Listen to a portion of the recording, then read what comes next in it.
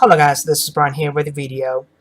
Kind of a small commentary about Atmos because the same thing happened to us back in 2016. Something similar. Um, and Atmos blamed it on our side of the meter instead of theirs. After it's said and done, they fixed it and reimbursed us for the plumber who came out here and took a look. And I'll show you some pictures, and I'll attach some pictures of this. And also, I've made some videos, and I never really got around posting them for one thing or another. Never got around doing it. Back in 2016, it had to be in October, late October. The city was out here replacing the water mains throughout the whole entire neighborhood on a couple streets here. And before they tore up anything, the gas company did come out here and marked the gas line on the street and also on the sides of the street with yellow paint and flags. And either they marked it wrong, where the gas line was really, where the gas line was, really located, or the negligence of the city contractor, whoever, they hit the gas line in front of my house. And I'll show you the picture of this. Now, to my understanding, and what Atmos did tell me at the time, that there is a steel gas line, pipeline that runs underneath the street, but from the pipeline underneath the street to the meter is like PVC pipe. You see that. So it's not a steel pipe from the main line to the meter. Well, the gas leak happened, and at first they can't find it, where it was really leaking. Somewhere along the line, it was dropping pressure, but they really didn't know the precise point at first where because the city tore up all my yard, and they finally located the leak and all that. But at that time at the lake, they did not make us leave. They just say it was okay, even though we smelled it, and even though that we heard it hissing. That they didn't say anything about leaving. Now, we had common sense to get up and leave. Because that was in our front yard, basically. Luckily, but some people may not have the knowledge, hey, gas does explode. It seeps in the ground. But they not once told us, hey, it's a good idea if we just leave for a couple hours. But we did. But they didn't tell us anything. And I got some video of Atmos out here looking at it and all that. Anyways, they hit the gas line, and they shut off when it was repaired. They shut off the gas meters too, and I guess they do that when there is a leak. They shut off the gas meter so they can work on the gas line or whatever the case may be. Well, that night, it was around maybe 10 o'clock at night, maybe midnight, somewhere around that area. Atmos knocked on the door and said, we got the leak fixed. If we can come in now, or we can come out in the morning and relight your pilot lights and test everything. So that, I said, well, come on in. And they lit up all the pilot lights and everything. They put, like on the water heater, you just hold down that little red button and it lights up. Now, I don't think they had to do that with the heater in the attic. I can't remember. I don't think the guy could get to the attic anyway. They say they don't go up in attics.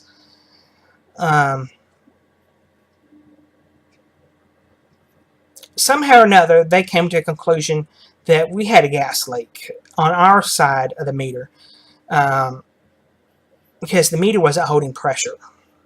Now, I don't know how they came to that conclusion. But the guy who did come out and turned it back on looked like he was young and not experienced gas technician. Well, it turned out he was wrong. So he said, "Well, I have to disconnect your gas, and you're gonna have to have a, since it's on your side, you're gonna have to have a licensed plumber to take a look, see what's going on." I said, "Oh, we were kind of freaking out." So we had a plumber come out, and the plumber came out 3 different times. Now, of course, I had to work.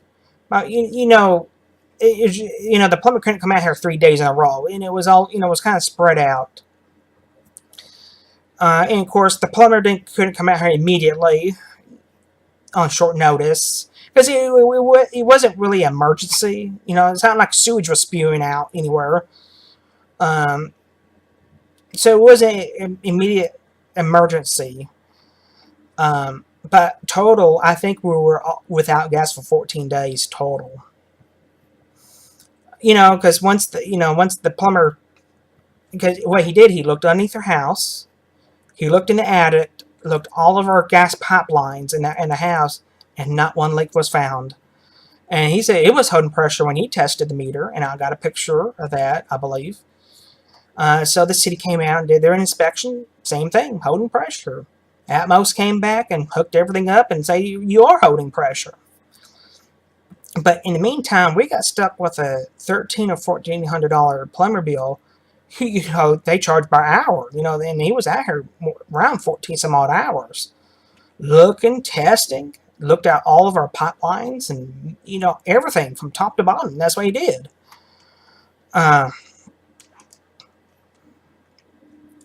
He walked around and with a little bottle with soapy water and sprayed everything down, and no leak, and holding pressure on his end and all that.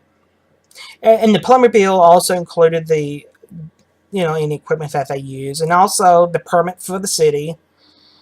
And the city came out and no gas leak. And Atmos came back and light up all everything. And we got that bill from the plumber. And I choose some ass out of Atmos too. And they they said, fax us the plumber bill and we will pay for it. And they did. They gave us a check. They say either we can put it on the bill or we can give you a check for the plumber bill. But the moral of the story is, and I'll include some pictures. The moral of the story is, it wasn't anything on our side at all. It was no gas leak whatsoever. Now the plumber may have thought, when they shut off the water heaters and the stove, that when they tested the line, when they shut, because the guy did come in and turn the valve off. Maybe when they did that, maybe one of the valves was not turned off completely. Like a water faucet, it may have not turned off all the way, and maybe just a little bit was still escaping. But other than that, there's no gas leak. I think what happened was, when there was a gas leak, it somehow affected the meter, exerting more pressure, and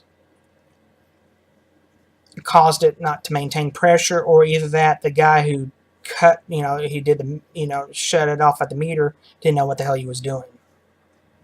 And I kind of lean towards that. But I remember something that the technician could not get up in the attic to check the heating unit.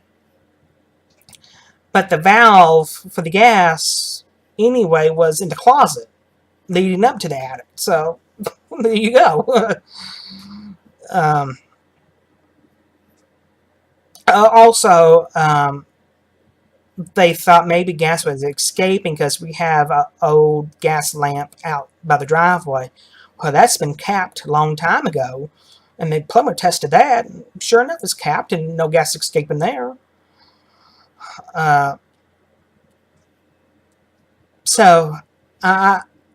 In other words, I don't believe this is an isolated incident with Atmos in this neighborhood because they shut off gas to 2,800 homes now. It has to be more out there in this area. I believe there could be more gas leaks in the 5-mile radius of that neighborhood. But if Atmos is always trying to shift the blame to the customer and not them really, I don't buy that. I believe it's always been the gas company's fault for these gas leaks. And then when gas is restored, because it may be done half-assed or whatever the case may be, or somebody's not been trained right to read the meters, they blame it on the customer like they did us. And I'm wondering if they replaced our meter when they turned the gas back on. Because at first they had the little lock on the meter. And I don't know, if the city or whoever came back by, they actually disconnected the meter and left it half of it connected, and half, they took the pipe off because they had a little pressure gauge on it. I don't know if that was the city or it must have been Atmos came back by and done that. Or may have been the plumber. I can't remember. But I'm wondering if we still have the same gas meter. It looks maybe the same. Because years ago, that gas meter, somewhere along the line 10 years ago, they did replace it because it used to be silver, metal silver, and that kind of looks like it's like more plasticky type. But I don't know. I believe Atmos is negligent in these people's cases where the house exploded.